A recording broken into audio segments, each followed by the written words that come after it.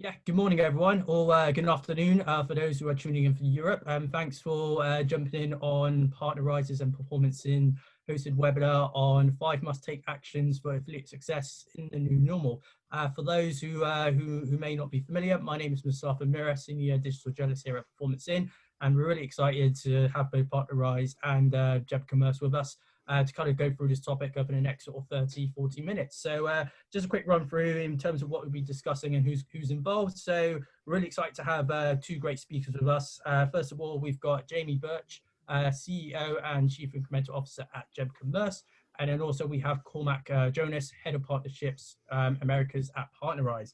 And yeah, so over the next 30 to 40 minutes, both of them will be going through sort of 5 key areas sort of advertisers can sort of take away today and also implement into their practices as we sort of move into the second half of the year, and also kind of how how things are kind of easing back to normal from the global pandemic that we're experiencing at the moment. So just a quick run through some of the points that we covered over the next 30 minutes. So we'll be starting from sort of creating better partner relationships that grow commitment, and sort of engage in recruitment of profitability and scalable partners, aligning your commission strategies to your true KPIs, unlock the mobile commerce opportunity that will create an immediate revenue spike, and lastly, convincing your company to invest more in partnerships and affiliate. So yeah, just a couple of house rules before I hand it over to today's speakers. So if you'd like to submit your questions, there is a chat box below and also a Q&A, so you can enter your questions to the speakers throughout the presentation. We will leave 5 and 10 minutes towards at the end to answer those questions for you as well. So that's where you can sort of submit your questions. And also, yeah, just to clarify, for those who are attending and those who might have missed out, a recording of the webinar will be accessible after the session on PerformanceIN and PartnerRise. So you'll be able to rewatch the session to recap on the notes and presentations as well. So yeah, without further ado, I will hand it over to Cormac, who will start off the session. Thank you very much, Mustafa, and thank you, Jamie, as well, for joining us today. Just to give everybody who's watching right now a little bit of background. So JEB Commerce is one of the leading outsourced program management and strategy contractors in the affiliate marketing space. They work with a wide variety of clients and have always been absolutely a joy to work from my side, both on the publisher front and now on the tracking platform side as well. And for anybody who didn't know, PartnerRise is one of, well, in my opinion, the leading partnership automation software. The AI-powered features really make a huge difference, and it's super flexible and scalable to meet any of your needs in partnership, affiliate marketing, any of those kind of across the top. And I hope you guys, tuning in today and viewing, enjoy some of what we're going over. So Jamie and Mustafa, just to kind of I figured we would start with a look back on the barren wasteland that COVID-19 and global pandemic left behind us in terms of e-commerce performance. But we have kind of an overall here. We're looking at February is kind of, February, March is really the low point. And we're looking at kind of trends coming out as areas of the world started to open up and people started kind of shopping again and what they were looking to do. So now, these are directional numbers. We can happily speak through them. And for individual merchants who are watching, your mileage may vary with these trends. So they are, here for directional. But coming out of the February-March period, we definitely saw growth in travel and clicks and conversions. Retail clicks continued to be down. Conversions were flat. Finance saw that their clicks began to climb back up, but overall, I think, with some of the economic uncertainty, probably had an adverse effect on their conversions. Subscription services are continuing to absolutely dominate. People love getting boxes at their house, whether it be food or toys or something there in between. Telecom services took a bit of a hit. I think that's probably due to the nature of people being quarantined and kind of stuck in their homes, not able to get out. Now, kind of a little more detailed look at clicks over this timeline. So looking at May, kind of versus February, definitely we saw a decrease in travel, but May versus March and April, things are starting to come back. It's not as good as it was before. May saw increases overall over both February and March in the retail space. April was a little bit down. Finance was up across the board, subscriptions up across the board. Telecom had seen growth in May versus Feb, May versus March, but May versus April was slightly down again. Conversions, and this is really where I think, you know, most people have really felt the pain. Traffic's great, but you need the conversions to drive it. So overall, travel conversions are still hurting. May is down versus February, and March up slightly versus April. Retail, May was up against February and March, flat over April. Finance down across the board. Subscription services, kind of like we touched on earlier, really doing well. People are doing well there. Telecom kind of up, but overall kind of not hugely up or hugely down really here for telecom. Now, Jamie, thank you for letting us get through kind of some level setting there for everybody. We have a couple of items here that, you know, to actions that we think merchants have taken, and the merchants that we work with have successfully undertaken in a lot of cases. These strategies to help them come out the other side of COVID in a super positive way, and allow them to interact with, you know, consumer behaviors have changed pretty greatly. I'm sure, Jamie, you've seen that too. And, you know, even in your own behaviors, I'm sure. Things that I didn't expect to show up at my house in a box from a delivery guy have now started to show up with great regularity. And so I think everybody's getting used to a very different way of interfacing with the world right now. So kind of the top one, integrating with your better partner relationships that increase your engagement with that partner. Now, Jamie, I'd love to get your input here kind of before jumping along. So. Yeah, you know, everything is changing right now, and every week it seems to change. And even when we started prepping for this webinar to now, even in those few weeks, so much has changed. So these 5 things are going to help anyone navigate through this and position yourself. And overall, you know, people are tending to respond in one of 3 ways: sheer panic and reactivity, paralysis. So they're either flailing about trying to do everything, or they're deer in a headlight, stuck. But the third option is to calmly evaluate the situation as it's changing on a regular basis, use some of these tactics we're going to outline today, and take some methodical movements forward. And so one of them, the first, is better relationships. So in any challenging time, your relationships mean everything. You combine that with the nature of our industry being all about relationships, you know, and it's even doubly important. So like I said, there's a tendency to default to a constrict and retract and protect sort of attitude. And in relationships, especially affiliate relationships, this is not a profitable way to look at it. So, you know, take a deep breath, intentionally work on your partnership. So I came up with a couple of things, Cormac, that we do, how to create those better relationships. And first, it's understand your publisher. That's the number one. That's number one if you're taking notes at home. Understand each publisher you're working with individually. One of the biggest mistakes that we see advertisers make is to view the channel as one big thing and not a marketplace of many partnerships, each with its own nuances, their own needs, and their own ways to nourish those partnerships. So spend time on your publisher's site as a user, and spend time with the publisher. You really do have to know what they need. And the second is to serve. So that's number 2, serve your affiliate publishers. And for a lot, this is a mindset shift. Do you get caught up thinking, you know, why aren't they doing more for me? And that's the way that people tend to think in times like this.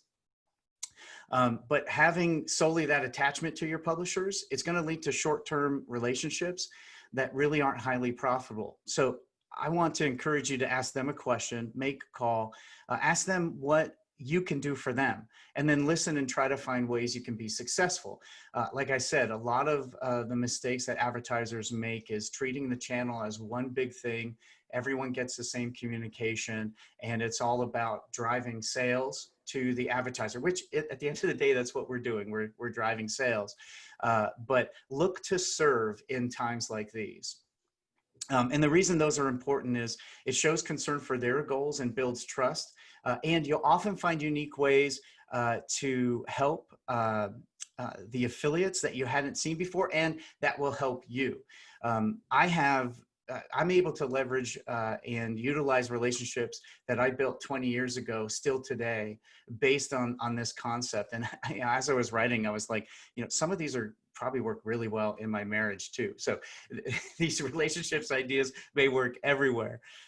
Third, know their audience is another mistake that advertisers make. Is they view everyone as the same, everyone has the same audience, but that's just not the case. Every partner cultivates and acquires their own audience. So do you know much about them? Many affiliates have rate cards and presentations that showcase their audience. Do you just kind of scan that down to the price, or do you read about and understand who their audience is? So you can reach those audience. And if you don't have any of that stuff, go ask. I think the biggest thing you can do here is pick up the phone and talk to people. Your offer, go ahead, Cormac. Oh, I was just going to say, I totally agree. From having been on the publisher side of things, generally, the other thing I would say is much for the merchants, everybody's been hands on deck trying to figure out their strategy coming out of that.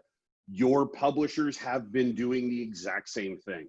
So now would be a really good time to sit down and compare notes and understand what's working.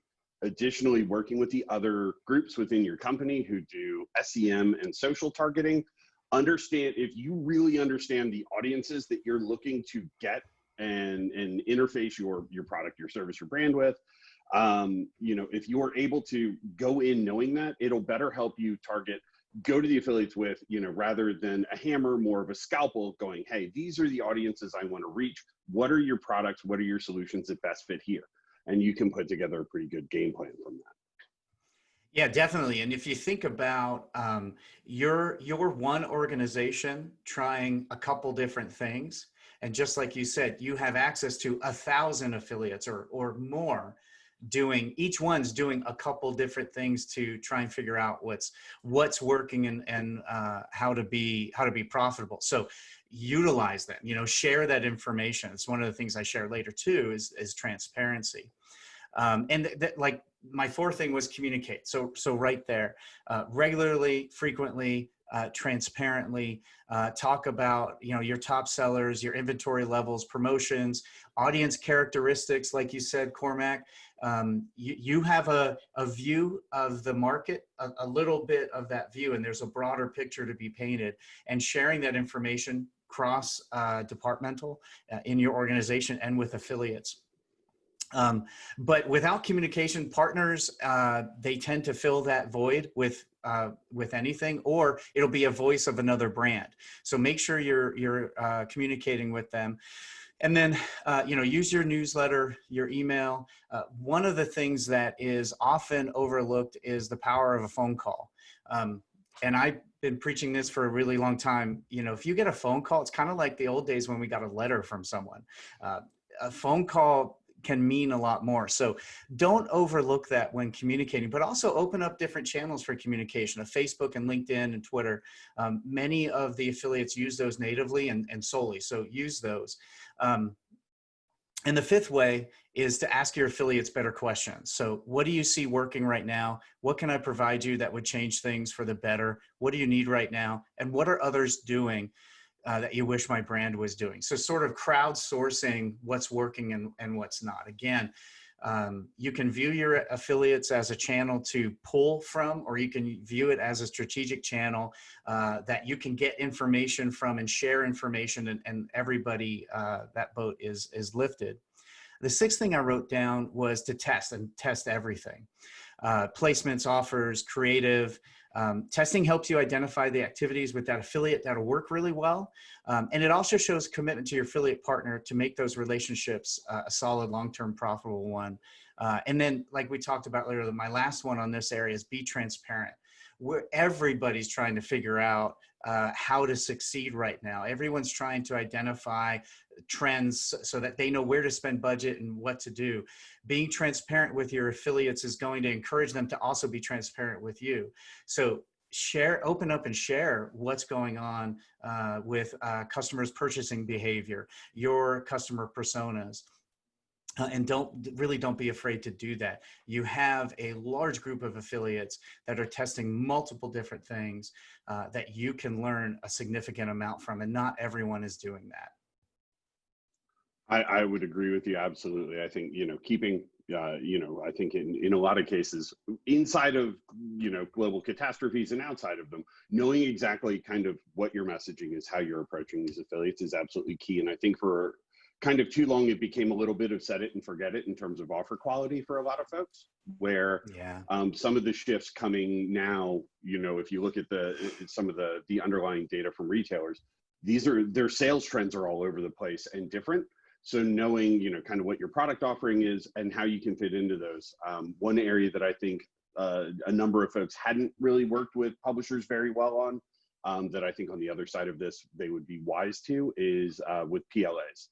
So, product listings, really, we're seeing some, I'm sure everybody's seen kind of the crazy data around sales spikes and various things as lockdowns went into effect, of bread machines and then hair dye and then now hair clippers. Things like that, as people start realizing there are these new tasks that are in my world that I have to do. And so, kind of making sure that you're targeting both those audiences, but also being reactive very quickly to watch the trends that you're seeing in your sales data and, competitive sales data from the market, and making sure to get that content out into the space as quickly as possible with your top publishers is an absolute key that will increase their engagement with you. Yeah, and just one more thing, it's sort of like our time frame of collecting data, identifying that vulnerability and pivoting, that should be shrunk down considerably right now, where maybe you reviewed metrics every month, maybe now it's daily. Things change so quick right now. And then roll out, and if you identify, like you said, certain products are spiking, now everything changes. Creative, messaging, text links, what affiliates you're going to focus on, all of that changes, and it needs to change, rapidly. Mm-hmm. And also, while you're going deeper and wider with your current affiliate partners who you're working with and publishers, engaging in recruitment of profitable and scalable new partners is absolutely critical. Jamie, I know that you guys, have a huge specialty in this area, so I will let you kick it off here on, within JEB, how you guys target and help new retailers, scale for profitability across new partners. Yeah, definitely. And this is probably the one area that people want the most time spent on. So, bringing in that new blood is, a solid strategy. It adds diversity, new sales, incremental customer acquisition, and it really is how you build a vibrant and growing channel. You always have to do that. So here we start with the customer first. We call it reverse engineering the customer's path to purchase. So in order to ensure you engage your customers through a large quantity of partners and unique partners, you really need to know how they are, where they are, and how they're shopping. So we start there. So most organizations have a business intelligence team that can provide a lot of that data. If you don't, then get in the mindset of a customer. We just had one of our managers posted on our Slack channel of how she made some purchasing decisions based on how her clients' customers did things, and learned a lot. Identified a couple websites that, one was an affiliate, knew how to monetize through that, one didn't. So we try to get into the head of the customer. A lot of times our clients will have a persona doc. So they have outlined who that customer is, what their shopping persona is. And so we start there and then identify affiliates along that path to purchase that we can work with. And we look at affiliates that, or publishers that are known in the affiliate community, that we don't know, and then publishers that are just out there and they may not have monetized through this channel yet. So we look at it all and bring those in. And then we do a gap analysis based on what we found compared to who we have. Then who don't we, where's that gap? And a lot of times providers like PerformanceIN can help with that. And here are the top travel partners, or here are the top that aren't in your program. Now, if you don't have that ability, or you didn't find anything through following along as a customer, then what I've done I started in '99, that will date me. So networking with other affiliate managers, that can be a huge way to find. So when we started out in 99, 2000, there wasn't a whole lot, the affiliate industry was just growing. But I looked at, and we still do this now, of 10 non-competing brands that I want to make contact with, identify that affiliate manager and reach out. And that has led to relationships I still have today. But it led to a lot of mutually beneficial sharing. So we would perform gap analysis. Some we'd be able to share the entire list, depending on the strength of the relationship. We'd be able to share the entire list. Others, we agreed to share 10 producing affiliates. And so that networking can be a huge way for you to identify other partners and build relationships in the industry. So there are other tools out there as well to help you identify affiliates. But we found that to be the answer. And one of the big benefits of working with an agency like us and a provider like PerformanceIN is we have exposure to multiple hundreds of programs, tens of thousands, if not hundreds of thousands of affiliates, and we can do that gap analysis very quickly. And that's what we do. We have our second step in our client success map is all about identifying those affiliates and then going after that. So once we identify everyone, it's time to consolidate, organize your list, and then to develop an outreach plan. And the one thing I want to say about how you go about reaching out to them is this part is a sales activity. And if you think in this industry you're not in sales, there are many ways that you are. And this is one of those. You have a prospect and an offer. You want to get that offer in front of them. And you want that to convert. So we have multiple touch points that we communicate with affiliates. We have an introductory offer for most of our clients, and we really focus on what's in it for the affiliate. A lot of people are going to focus on, why we're so great and you need to promote this. But really focus on your messaging needs to be focused on what's in it for them and how it benefits them. And then use different mediums. Emails primarily the way people use outreach, but we use LinkedIn and Facebook extensively. Again, we use the phone. And sometimes you think, well, I can't ever get a hold of anybody. Well, a voicemail can be just as effective to get an affiliate to join your program.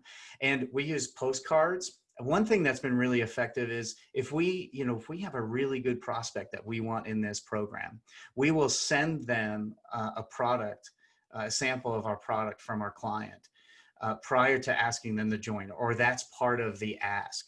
So it shows that we find them important. We really want them into the program. We want them to experience the product as well. So that's worked really well.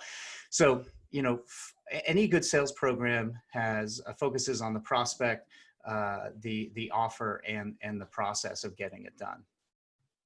Absolutely. And I can tell you for any of the merchants who are currently on PerformanceIN, they all well know we have an AI system called Brand Discovery or Partner Discovery, depending on which side of the fence you sit. And it actually looks at the publishers who are being successful across merchants globally, and will recommend those publishers proactively to other people in the space to kind of cut down that ramping timeline, make it easier, and also, especially, Europe's a little more comfortable with this. They do a little better job because with tighter borders and everybody's pushed together a little bit. There are quite a few publishers who may be based in the UK who have a substantial mainland Europe audience. And so understanding that, making sure that, you want to understand what are the purchase patterns of the consumers who are buying your product. I know in the US, people always struggle with how do I target the Canadian market when 90% of them live within 10 miles of the US border. And frequently they'll order things to their PO box just across the line and go pick it up. Well, in reality, you're not targeting them any differently. You should be giving them the same options on both the US and Canadian platforms. And really, consumers tend to flow like water. They'll take the path of least resistance to get what they want. And so, really don't make them choose. If you can avoid that, set up so that you have, kind of the same offers in market so that you're targeting the same folks.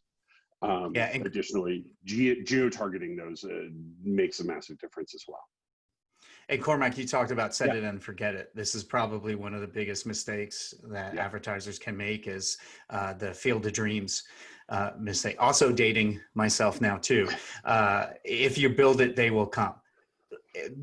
Sometimes that happens. There are brands big enough that the demand is there, but most of the time to really go and do that, you have to dedicate time, you know, with intention of recruiting and finding and searching and getting these affiliates to join. It doesn't just happen. And using a tool like that and Partnerize is a great way to spend your time doing that. Absolutely. And I think it actually dovetails very well kind of into our third point here, which is, there we go, making sure you align your commissioning strategies to your actual KPIs. And I know this sounds incredibly basic, but so often there are concern, you know, the kind of top level goals of the organization are not often reflected in the construct or the execution frequently of the affiliate channel. You know, I think in a lot of cases they're, you know, probably due to lack of understanding within the organization overall, or, you know, there's a host of reasons probably unique to each organization, but making sure that your commissioning strategies align, you know, alongside your KPIs, and that you are, you know, you have the ability to be flexible and dynamic in setting those up to alter the publisher's behaviors as rapidly as possible.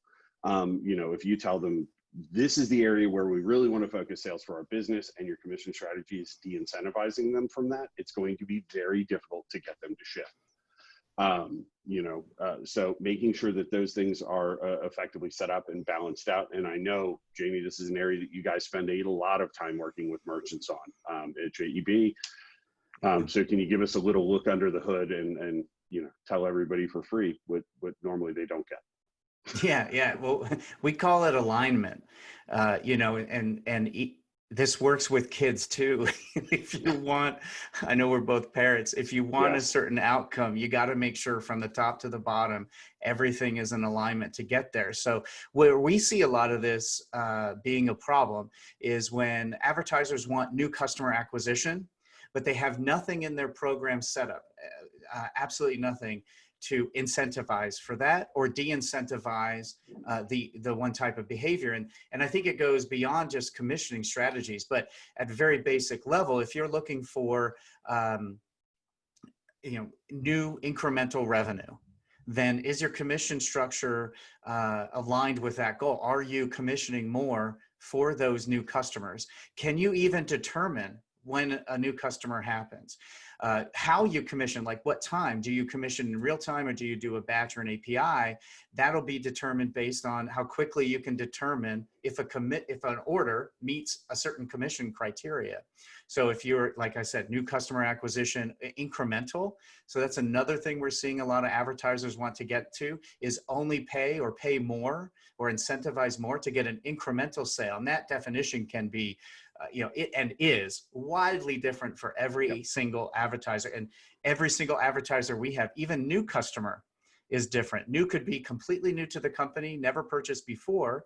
Another client will have new that they've never purchased online before, and yet another will say they haven't purchased within 2 years online before. So knowing what those are, and then aligning that, not just the commission you know, amount, but also when the commission, you know, is it batch, is it those kind of things. In the travel space, are you commissioning when the travel is booked or consumed? That's a big one. But then also aligning everything with that KPI. So if you're the new to file, new customer acquisition is a really good example to continue with. Do you have an offer just for new customers? Do you have creative that is targeting new customers? Are you working with partners that have customers that have an audience of customers you haven't reached yet? Are you working with the affiliate to identify those customers that portion of the audience that is in your ideal audience, in that persona, but you haven't been able to acquire as a customer yet? And are you incentivizing them to do that thing? Another area we see this as a problem is they want to focus on their own brand instead of reselling. So are you commissioning more for sales of your own brand versus sales of others? And then geography. So right now, this is really important. As some states you can walk in and as many people can fit in the store can walk in and buy. Others still have no retail location open. Others have unique delivery options and others have curbside. So in those areas, are you geo-targeting with those affiliates and your commission structure to get those types of sales? And it's probably, it tends to be a pretty common mistake of we're going to pay 8% commissions when your goal is not to get more revenue. Your goal is to get more incremental revenue, or to get more of our own brand revenue, or to sell, maybe you're using the affiliate channel to unload excess inventory. So how are you going to commission for those things? Or if that's a part of the goal. But the big thing is outline what that goal is. Make sure you know it. And like you said, sometimes it's not aligned with the whole organization and maybe it's an education piece from the top. What I've seen in the past is affiliate managers tend to be a team of one. And when I was internal and I worked at several different advertisers at the beginning of my career. And what I noticed, and it may have changed to some extent with certain brands, but back then I was the one sitting over here and no one kind of understood what the affiliate channel did. And I had to make sure that I actively discovered what the goals of the company were. I had to really go out and be intentional with discovering how people viewed the channel, what their goals were for all of digital, and how my program fit in there. So I would encourage our viewers to also do that as well. And I've seen that mistake of, you get isolated and this is my goal, but it's not tied in up top. So it can go kind of both ways where that alignment is out of whack. I would agree with you. I think also 100% making sure that your VP, director of e-commerce within your company, that you align fully on what is incremental and what they believe is incremental. I've seen merchants with wildly differing definitions. Jamie, I'm sure you have too, but even, some of the ones that I saw were most successful were looking at, Jamie may not be a new customer. If you can force him to buy from me more times every year and shop here more frequently, that is incremental. And that's something that I think a lot of folks leave on the table in that space. Coming out of my travel heavy background back in the day, I will say for all of the travel folks, looking at your order volume data across the board, and this would work for e-commerce as well. Travel just tends to be, data nerd heavy in terms of analysis, which I'm a huge fan of. So, but looking at your current origins and destinations and making sure that your offer content that you're seeing in platform-wide behavior is being filtered down to the affiliate team so that you can get those appropriate offers in market with publishers. As new states are reopening, different countries are having different rules about visitors and quarantine periods and all of those, understanding what, the massive of user actions that you will see across your platform as a whole, making sure that that is informing and updating your offer strategy with publishers, and understanding another part of, I guess ties into point one, knowing who can geo-target effectively, who can geo-target desktop, mobile, all those different platforms, understanding their capabilities will let you set up your program in a way that is smart. For a lot of the travel companies now looking, there are spikes in certain areas, and like with Florida and Georgia and a lot of the southern coast of the U.S. reopening, there has been an influx of travel. I think, probably not on as wide a scale as we will see as things begin to calm down a little bit. But also, what are the behaviors with international travel? What's going on there? And then, I think we'll see a high rise in staycations. So making sure that, what are you doing to address those audiences who are not going to travel more than 50 or 60 miles from home? Those people are they just want to get away, go be trapped in a new prison somewhere else. And so kind of treating it that way, get everybody out, kind of go somewhere else just for a change of scenery. Making sure that you have those offers in market, and that, you know, you may need to revamp, you know, your package creatives and your package rates. What you consider a package is, you know, are you pushing hotel and car rental as a whole package? You know, instead of flight and hotel, which has kind of been the traditional, you know, travel package in the past. I think all of those things, getting them in market, testing them out, and making sure that the way, you know, kind of this year is blown up for, I think, for a lot of affiliate managers, and Jamie, I know probably you're doing, primary concern is comping year over year.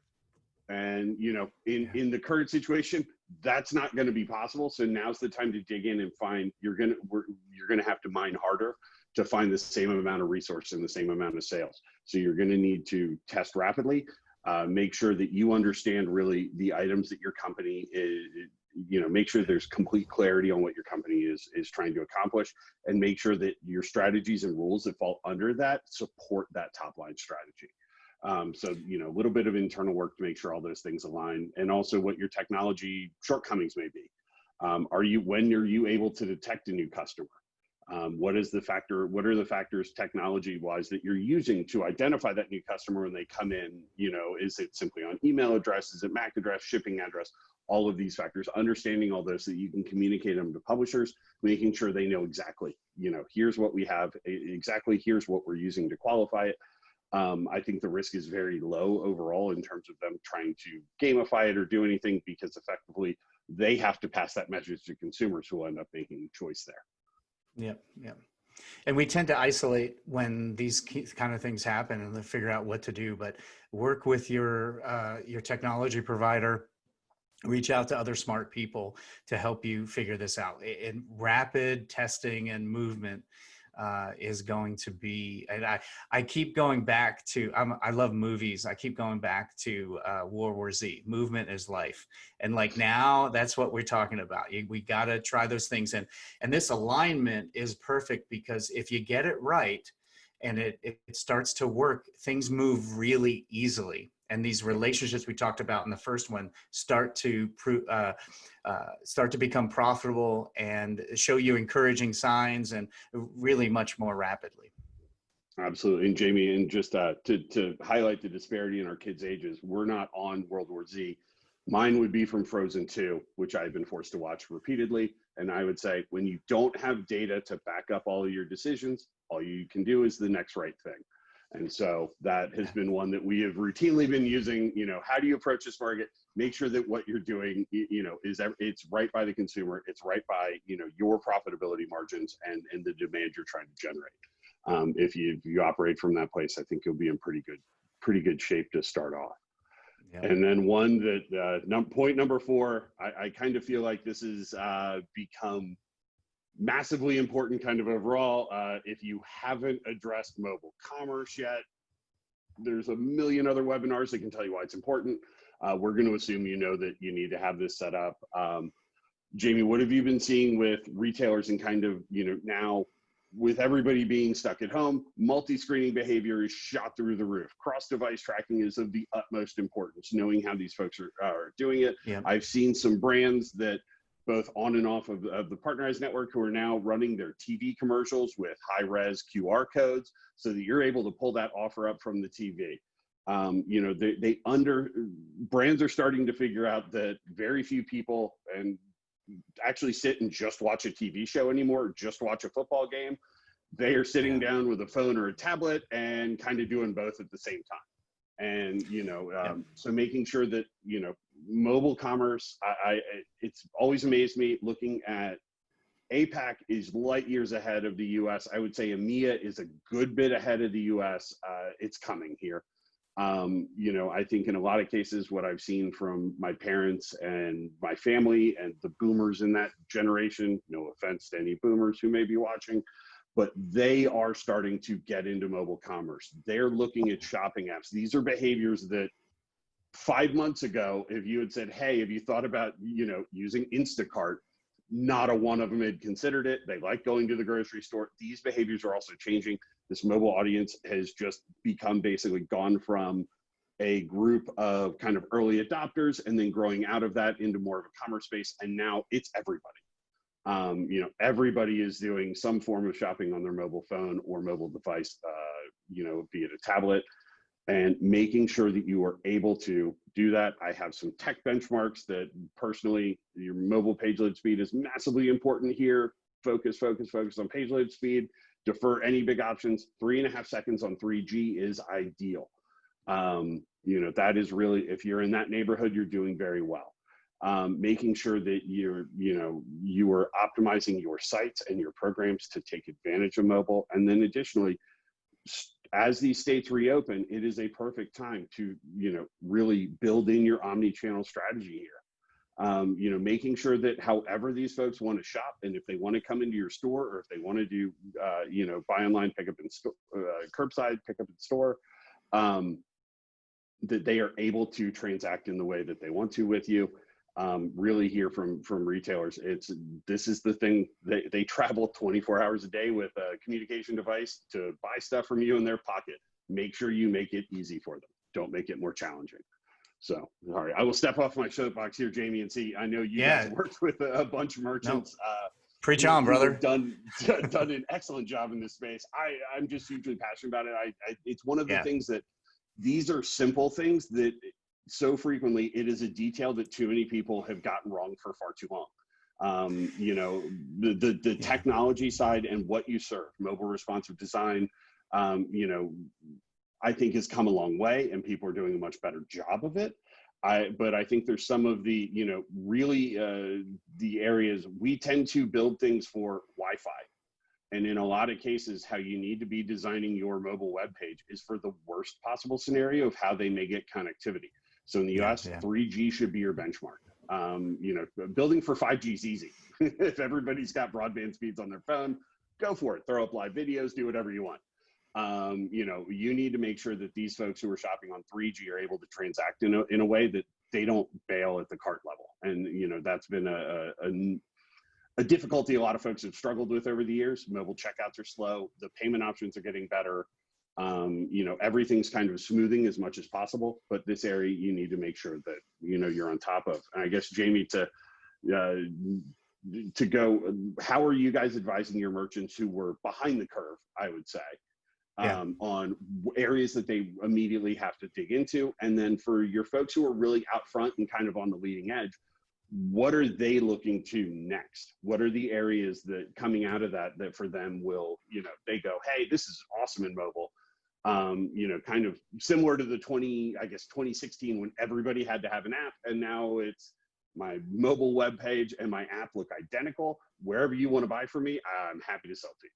So that paradigm shifted a little bit there too, but I'd love to hear. Yeah, and just what, you know, just like brands who were slow to adopt site to store, once COVID really kicked in, that became a major priority. So a lot of brands are still, you know, have drugged their feet in this area. So the first thing, if they're behind, is you got to make sure your site's mobile optimized. Like you said, I have nothing more to add to that other than that should be the priority.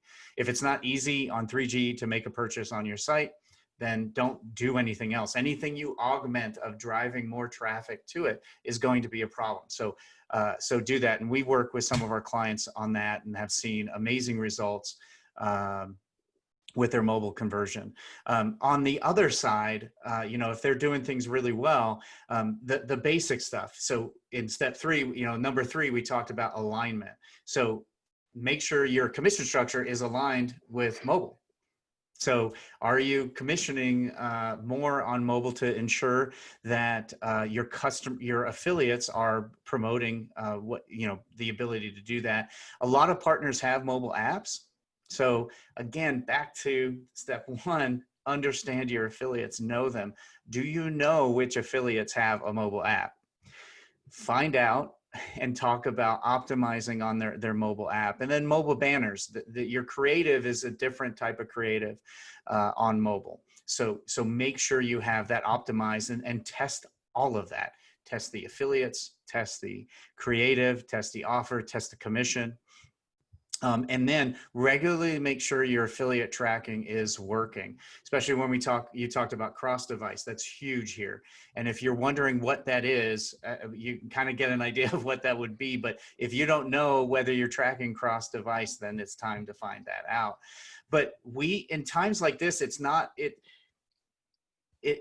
can be, it's not okay to test your tracking once a quarter or to look at KPIs once a month.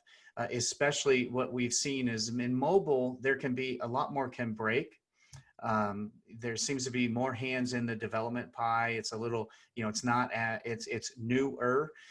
And so testing that tracking and having a process to test that regularly and frequently to make sure it's working, you should be able to find within 24 hours whether any of your affiliate tracking is down. That should be your standard. Don't let it go on for longer than that. Then those affiliates who are active in mobile are going to see that things are down and they're not going to promote you. And you may lose, a week or more, and you don't want to do that right now. What's going to happen? What was a week from today backwards? It was completely different. A week from now is also going to be completely different. So that's what if you're behind, heavy focus, intentionality on making your site as mobile optimized. Like you said, 3G.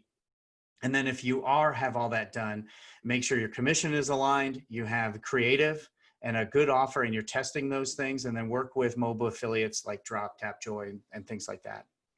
Yep, absolutely. I agree wholeheartedly, and dig in, find out, again, know your capabilities for your brand, know what you're doing, understanding kind of your own internal limitations can make this work. Also knowing, which publishers, have mobile setups that will work with your technology stack. Generally, a lot of the folks in the space, be they, kind of pushing on a card linked offers side of things, the in-store redemption, cashback, however they're integrated, understand the stats for each of those regions, each of those segments differently, and then approach them differently and make sure that your strategies are setting you up to maximize sales there. And then finally, the difficult internal one, how to convince your company to sustain investments and partnerships in affiliate, while, for those of us on this call, we probably all feel like, why would anybody ever want to move away from that? I understand there are certain sunk costs and issues and things, especially for companies, that have been struggling or teetering kind of prior to COVID, who have taken a hard one. Jamie, I will happily defer to you here, but in general, I think it is very difficult for you within affiliate programs. They are performance based by nature.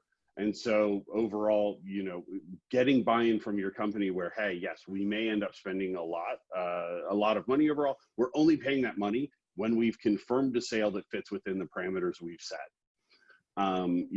That's a powerful tool. You don't get that with television or radio, kind of whatever comes, and a lot of other things. You lose a lot of visibility into them. Within the partnership space, there's sustainability, there's sustained growth, and additionally, it is one of the best ways to attract new users to your brand. Via a number of different vehicles, but. Jamie, kind of how are you guys working with, I'm sure you've had partners who have contacted you and said, hey, we're struggling mightily during this quarantine. We're thinking about either pausing our program or looking at other ways to effectively address the market. I know it's very case by case with each company, what they're dealing with and what they're looking at, but kind of have you guys worked to help any of the affiliate managers that you're supporting push to either sustain investment or increase investment looking at this period? Yeah, so let me start with my last thing, and then I'll go back. So if the last thing is, like you said, the affiliate channel is performance-based. So you pay for sales after they happen. And there's a huge benefit here. There's float. You're getting the sale, that revenue comes through, that goes into your bank, and in a lot of instances, you're paying affiliates 30 days later. So there's a benefit there that your CFO will totally understand. But you can move a lot of those other digital channels. One of the amazing things about the affiliate space and our channel is that almost every digital channel that drives revenue and customer acquisition, affiliates are doing for you, can do for you on a performance basis. So now we may not be talking about overall budget spend being different, but we're talking about it being incredibly more directed. And you're paying for it after the sale happens. So search, email, display, a lot of other areas can come in, and you can have good, trusted affiliates do that work for you. So that's one thing. Bringing that to light has really helped with our clients, and they feel a lot more secure, because right now, the one thing people want is some security and some safety, and some, like, we understand this is what we're doing and this is what we get. And so shifting that spend to affiliates can really help with that. And it can help you more highly target, even if your budget is being smaller. Now, outside of that, I think it really comes down to education, scrutiny, sharing, and cooperating with other channels. So first, you got to educate. Most of the people above you didn't come through the affiliate channel. They didn't grow up managing performance-based relationships, right? They came up through maybe accounting, maybe display, maybe, you know, other areas of marketing that don't operate on this. They operate on a budget. You spend that first, and then the revenue comes in. So there's an education that needs to happen. And let's not, we can't not talk about one of the reasons that people in C-level tend to not trust the affiliate, and that's, are they generating sales I wouldn't have gotten before? So now is the time where, as an affiliate manager, you have to be sure you understand how that happens and what technology is available. And definitely PartnerEyes has some amazing technology to help with this, but you're educating up and out. And then scrutiny. What I learned when I was at Coldwater Creek is, is my first big advertiser I worked in, first big job. I was looking at one KPI, and that was revenue, and I thought it was amazing. And once the business intelligence team turned their magnifying glass on it, you know, I didn't know what to do. There were so many different things that they looked at. And so I remember one of them saying to me, you know, we're really going to look at this. Do you want, you know, are you ready for this? I'm like, yeah, I want to know if it's working.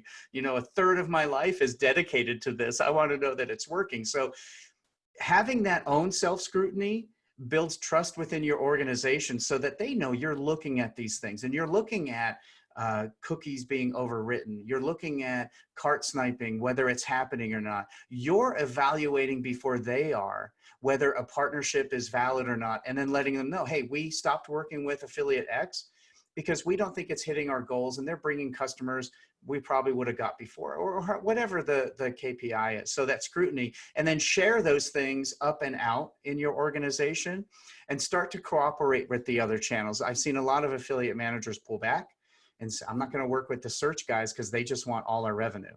Well, don't do that. Whenever you contract and you feel yourself contracting, that's a mistake. So those are the things that we do here that have been successful. And I've done those things for 20 years. And probably the first 5 years was really horrible at it. But I've been given enough opportunities to refine it. But educate, scrutinize, share, and cooperate. Yep, I would agree. And yes, I will also say, I look back at when I started in travel and some of the initial ideas I had about how to drive extra volume, and I look back at them fondly and laugh at the idiot who was trying to come up with good ideas back then. So I understand it is a learning curve, and you know, knowing your audience, knowing who, you know, what your ideal customer profile looks like, massively important here. And then additionally, I would be woefully misplaced if I did not mention that yes, within PartnerEyes, you can do all of these things, from attribution tracking to tracking repeat purchase behaviors, how much they're spending, the LTV of these customers.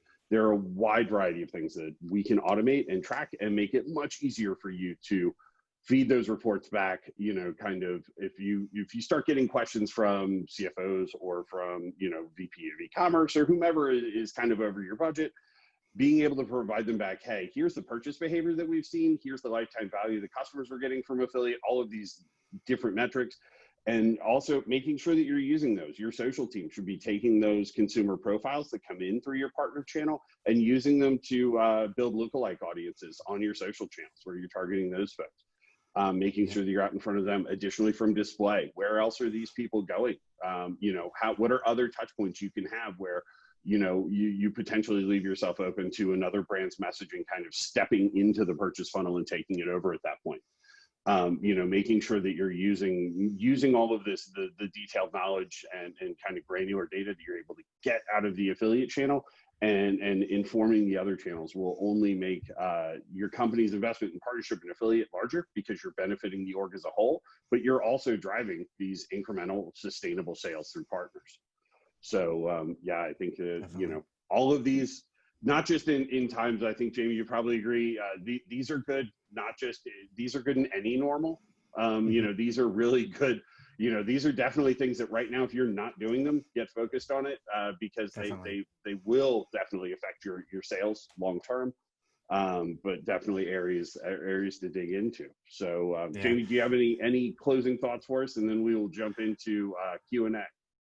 I don't. I think we covered everything I had on my list. So I do see we have a few questions. All right, Mustafa, would you, here, I can stop sharing and then we can actually just, you know, talk to everybody as a group and answer their questions. Oh, great stuff. Thanks, Cormac, and thanks, Jamie, as well. No, I just want to say a huge thank you, actually. That was really, really insightful, kind of covering quite a wide spectrum across sort of perspectives from both of your sides, the platform, the affiliate channel, and also, yeah, partnerships, relationships, and vice versa, kind of how merchants can adapt as we sort of go back to the new normal, which is good. So yeah, as we mentioned, we do have a couple of questions. I'll sort of start off with, was it a KPI question? So I think it was Ed Birch who submitted this in. So you discussed the importance of developing KPIs to ensure you meet client expectations. Have you connected those KPIs to determine which will build your bottom line? If so, what has been your experience in doing that? Yeah, Cormac, I can take this one. Absolutely. Yeah, your KPIs really don't mean anything if they're not connected to your bottom line. And so when we talk about KPIs, we talk about your goal first. Clearly identifying what your goal is. And we use SMART goals. So specific, measurable, attainable, relevant, and timely. And so first you got to know what that is. And then you ask yourself, what are the concrete things I can look at every day, every week, every month that will show me whether I'm hitting that or not? So if you're not tying it to what your bottom line is, and your bottom line could be just total revenue that you drive. It could be percentage of new customers. It could be a bunch of different things. So first, identifying what that goal is and tying your KPI is very important. And with our clients, we've done a number of things where we've met with different stakeholders within each organization to identify what is that goal that this program should be driving, and then we will develop KPIs together of what we're watching, and that's that transparency and communication not only within the affiliate team at our clients but also within the organization does there's amazing amount of good later on when we're in a situation and a time of turbulence like we are now, and we've already identified what we're going to do and how we're going to measure it as a group. It becomes very easy to cooperate amongst channels when we're all aligned together. We actually have our step 4 is our profitability roadmap, where we get all that outlined right away. So thanks for the question. I don't know, Cormac, if you have anything to add. Yeah, no, well, we've always done on you know, on the publisher side, you know, it was during my time at Retail Me Not, we worked very, very closely with our merchants to trying to do this. And we were huge proponents of the OKRs. Where if, you know, outcomes and key results. So outline those at the top. Any KPI that doesn't filter directly into those or measure, you know, fall into those, you get rid of them. So you know exactly what you're looking for, what you're measuring, and you kind of design everything to live within that box. So your offer strategy, you know, what publishers you're working with, kind of what media you're focusing on targeting, all of those things, you know, should be well outlined. You know, and understanding how to do that. Awesome. Cool, great stuff. And then another question. I think you mentioned about sort of kind of the retail and sort of transition from online back to in-store. So there's one question, particularly for travel brands. So any suggestions for preparing for tentpole holidays such as back to school with consumers still unsure about returning to physical stores? I'm happy to jump in. I don't know that Yeah. there's a tent pole anymore. You know, given kind of the rapid rate of exponential change we've been undergoing as a global community. Back to school likely for the US will be widely different state by state. You'll have certain states that are going back to school, other ones where back to school is going to be kind of what it was this year, and figuring out how to educate children, do webinars, talk to clients, and do all of those things in some sort of marginally successful measure. I think, you know, I think we're going to see changes massively, and really, you know, if I were preparing for back to school right now, I would have 2 tracks working simultaneously. One, online only. If you're only going to have online learning, I need to have packages, offers, creative, all set up around how am I going to set that up and what does that fully entail? You know, so for that, and then have kind of schools going back to normal. I think a lot of states, I'm in a slower opening state here outside of New York City, but we don't have a clear guidance, and the best guesses we've gotten from our officials here have been, we may open and then have periods where if there's an infection, the class goes home. There's a million different things they're thinking about. As a parent, I can tell you we are all super excited for schools to reopen again. You know, I think, Jamie, you're probably in that group as well. We homeschool, you know, so nothing's changed for us. Yeah, so I mean, to be fair, we may need a separate webinar around September with you on a very different but still relevant subject. Because I have utterly failed. Like you know, for my first grader, we had 17 different platforms to log into. Wow. You know, and really, you know, the kid's pretty smart. She's got very good computer skills. She's able to, you know, buy movies and stuff generally without asking. All of those things, you know, she figures out technology quickly. But the ask for a 7-year-old to be able to kind of navigate and operate those, it takes a lot of time, and it takes a lot of learning. And I think for the states, in the school systems, they're still trying to figure out what it is. There doesn't seem to be a single source solution for online schooling. So I think the tentpole holidays are I would work 2 tracks, kind of to get back to the main theme of you know, what does it look like for regular back to school? Also, what are the new things? School supplies are about to change. You're going to need hand sanitizer and Clorox wipes and all of those things to go back to school with.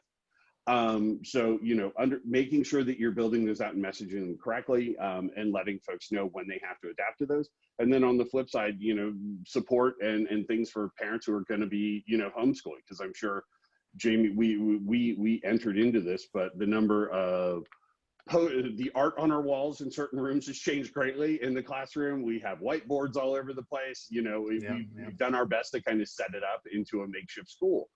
And, you know, it's very difficult, but the resources needed for parents on either side of that are very different. So I would tell them to prepare for both. Additionally, Black Friday, you know, with holiday, everybody's looking at it. It's going to be wildly different. You know, flexibility and making sure that you let people order and purchase in a way that makes them the happiest, and makes them feel the safest.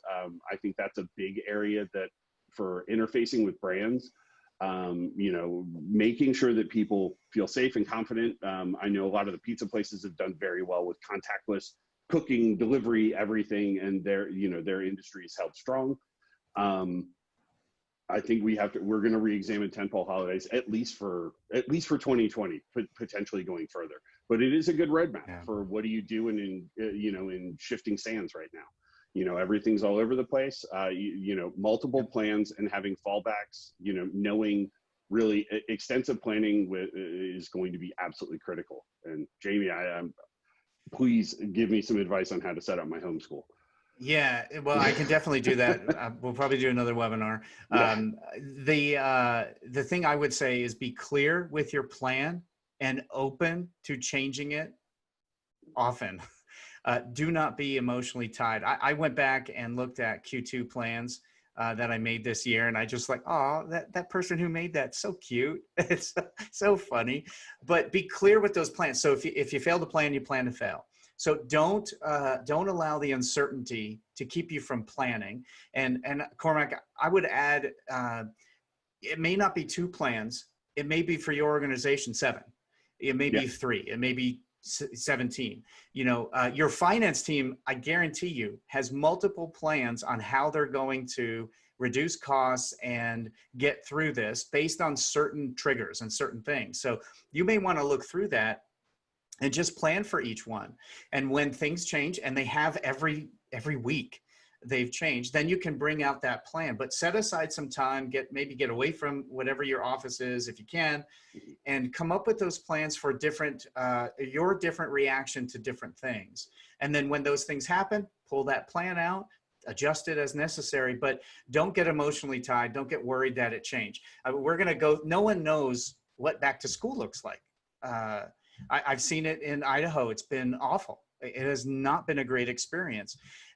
And it's tough for parents who didn't want to do homeschool to now have to do this, we call it crisis schooling, because I think it's different. But, you know, be clear on what your plan is and open to change it at any time. That's what I would suggest. It's what we're doing for our clients. We are planning, but when something happens that says we need to change that plan, we have no problem changing the plan. Mm-hmm. Oh, great stuff. And I sort of had one more question on my side, kind of touching back on point 4 you mentioned about sort of the unlocking of mobile commerce. And I know mobile commerce is quite, it's been a huge thing, particularly now with a lot of transitions taking place online with that massive shift as well. I know I'm actually writing a feature on this in the next few weeks, but it's kind of be interesting to get your thoughts. So in terms of like, from a tracking perspective, with so much online activity and so much more mobile sort of in-app transactions taking place.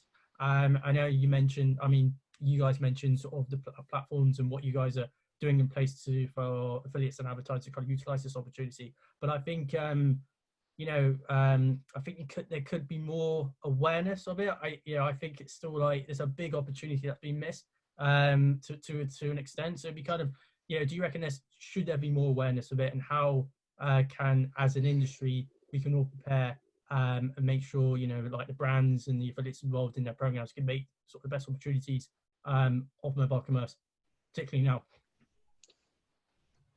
Jamie, if you want to, you can kick off with the start. Yeah. I know with the brands you interface with, that big alignment here for you. So, yeah, I think you need to make it available, and consumers are already looking for it. So I think, all marketing can't be siloed anymore.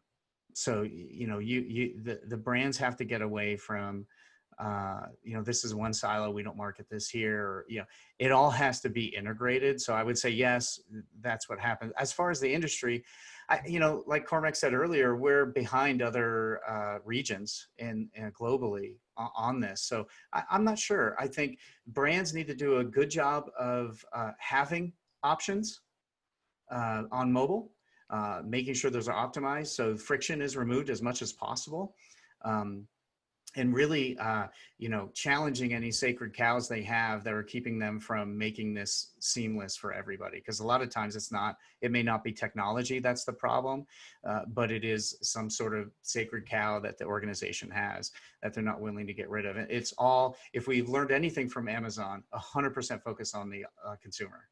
And that's all that matters. You're wanting to protect a certain silo doesn't matter anymore. So that's what I would say is look internally if there's anything there. Make sure you're promoting what options you have on mobile, and then making sure your mobile works really well. Yep. I would also say, a couple of things that I've seen from retailers that I felt were super smart were, if increasing the value proposition to get them to download your app. What's the benefit for me as a consumer? Why would I download your app as opposed to, I'm providing you with a huge amount of access to data by downloading your app and sharing my data with you. What is the benefit for me as a consumer that is better than your mobile web experience? Understanding that, being able to map that and speak to it as a brand is super useful. You guys, brands should know what the difference is. And if it's none, don't, then, make sure, hey, we want a seamless experience between mobile web and app. We don't care where you transact. Perfect. Then on your mobile websites, are you making sure that, you're not interrupting the conversion flow, asking somebody to download the app or switch over to the app? You know, if there is, hey, we want to drive app downloads, that is a huge, you know, a huge initiative for our company. What are the benefits to consumers? Are they getting access to specific content that's only available in the app? Understanding that internally, being able to message it clearly to consumers will benefit them greatly. Also, you know, just looking at the areas, it's super hard to predict because you know, looking at, I would have, you know, with my prognosticator hat on, I would have guessed that we would have seen a decrease in mobile because people are home with their computers. You know, but in a lot of cases, for, you know, huge swaths of the non-gray-haired population, their phone is their computer. Their mobile device is where they transact all the time. So, you know, now once stores were removed and that ability to go to a store and shop was taken away from them, they began transacting on a mobile device. So it is massively important to make sure that your mobile checkout, all of those, that you are removing as many roadblocks, as many clicks, as much friction from that pipeline as you humanly possibly can, from a top level. And then, you know, yeah, really, you as the brand should be much more flexible with how do these users interact with you. In a lot of cases, I think in the past, it was like, you know, when it was a store based, I think a lot of the muscle memory for these brands within store being the majority of their sales is, hey, you're coming here to buy stuff. Now it's changed. You have to give them a reason to come to you to buy stuff on the internet because their options are endless. So really understanding that and relentless focus on the consumers and what they're doing, and making sure that internally you're meeting with the other channel heads and understanding the trends and what they're seeing, and making sure that you're bringing it into the fold and testing and learning as rapidly as possible. You know, if you struggle with the test and learn culture at your company, find ways to you know, really to get them to buy in, start running these tests concurrently with your regular program, and using those to inform them. Most folks in the affiliate space are well dialed into this and are doing this with great regularity. You know, some of the other teams internally, your SEM team should be aggressively doing this. Your social media team should be doing this. So consulting them and getting some strategies from them would be a wise way. Hey, what's really been working for you guys? Correlate internally. And then also, yeah, some of the external, there's a number of groups that kind of, you know, be it on LinkedIn, Facebook, there's other affiliate marketing groups where people are just getting together and kind of talking about it. You know, what's working, what are they seeing in the space? And I wouldn't expect a roadmap out of that, but you'll be able to pick up some overarching themes that you'll be able to make sure that you're interacting with across that. But yeah, understanding, you know, big time, the more folks are coming into the mobile space, more and more consumers are getting comfortable transacting on it here. And for a large swath of the audience, it is their only way to transact if they can't go to your store. So, you know, now the stores are in jeopardy a little bit in terms of who's going to be able to go in and consumers' willingness to go back to them. So making sure that you're ahead of that and make it as easy as possible for them to buy stuff from you really is the kind of the simplest solution. Mm-hmm. Cool, brilliant. Thank you, Cormac. Thank you, Jamie, as well. And thank you, everyone that's tuned in to today's session. Yeah, I think we'll end things there. So again, thank you all. Thanks to everyone for being involved in today's session. Thank you to PartnerRise and JEB Commerce as well. Yeah, just to recap that there will be a download of this session afterwards. So yeah, so for those that have missed out, they can recap on today's discussions and the slides as well. So yeah, again, thank you again to everyone that's attended. Thank you to our speakers, and thank you again to PartnerRise and JEB Commerce. So hope you all have a great day, and we'll catch you soon. Thank you very much, Mr. Thank you, guys. PerformanceIN, for putting this on. We appreciate it. Cool. Yeah, very much so. Take care, everyone. Thanks. Bye.